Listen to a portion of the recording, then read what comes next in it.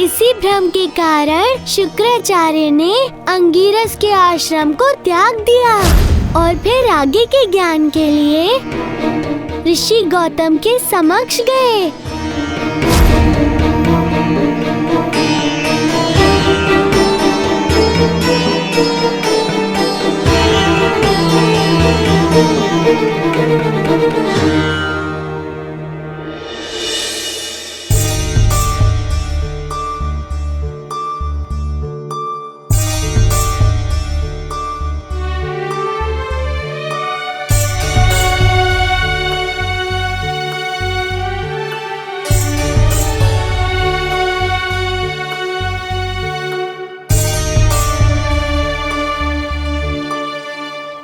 किंतु उनके मन में सदैव बृहस्पति को लेकर ईर्ष्या भाव रहा।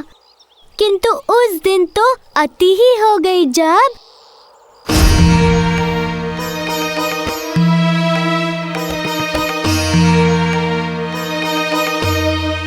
मैं आज धरती लोक पर एक उद्देश्य से आप सभी ऋषि मुनियों के समक्ष आया हूं। मैं संसार के सबसे कुशल ऋषियों के खोज में हूं और मुझे पूर्ण विश्वास है कि इस कार्य के लिए इस स्थान से उत्तम और कोई स्थान नहीं। आप सभी ने महान ऋषियों के आश्रम से ज्ञान प्राप्त किया है, जैसे ऋषि गौतम, ऋषि अंगिरसा और भी अनेकों। और आप सभी से मिलने के पश्चात मैं एक निष्कर्ष पर पहुंचा हूं। वैसे तो आप सभी अत्यंत कुशल हैं, किंतु आप सब में से कोई एक है जिससे मैं अधिक प्रसन्न हूं। विष्णुदेव मेरी दक्षता से बहुत प्रसन्न। अब देखना, मैं पृथ्वी का श्रेष्ठ ऋषि कहलाऊंगा। उनके पास ज्ञान का भंडार है।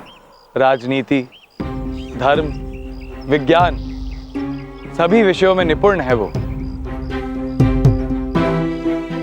एक ऐसे ऋषि जिन्हें मैं सभी देवगणों का गुरु घोषित करना चाहूंगा।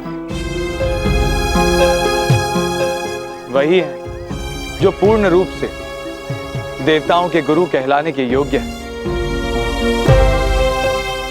ऋषि बृहस्पति। आज से आप देवगुरु और मैं आशा करता हूं कि आपकी दिशा निर्देश से सभी देव जाति का कल्याण होगा।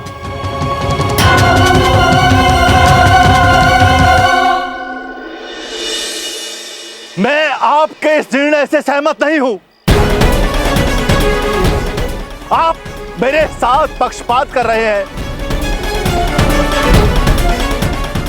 मैं बृहस्पति से कहीं ज्यादा ज्ञानी और सक्षम हूं। मैं आप सब लोगों के सामने इन्हें चुनौती देता हूं। ऋषि शुक्राचार्य, आपका अहंकार और क्रोध ही आपके ज्ञान में बाधा बन रहा है। जिस ज्ञान के साथ निर्णय ना हो वो कल्याणकारी कैसे हो सकता है? और अब अच्छा होगा कि आप अपनी ईर्ष्या और द्वेष पे नियंत्रण रखें। ये एक साधारण गुण नहीं है। नहीं, यह मेरे साथ अन्याय है और मैं यह अन्याय कदापि सहन नहीं करूंगा। आप भले ही बृहस्पति को मुझसे अधिक श्रेष्ठ सिद्ध करना चाहते हैं तो करें, किंतु मैं स्वयं को बृहस्पति से श्रेष्ठ सिद्ध करके रहूंगा। शुक्राचार्य ने उसी समय रुष्ट होकर वहां से प्रस्थान किया और अपने आप को असुरों का गुरु घोषित किया।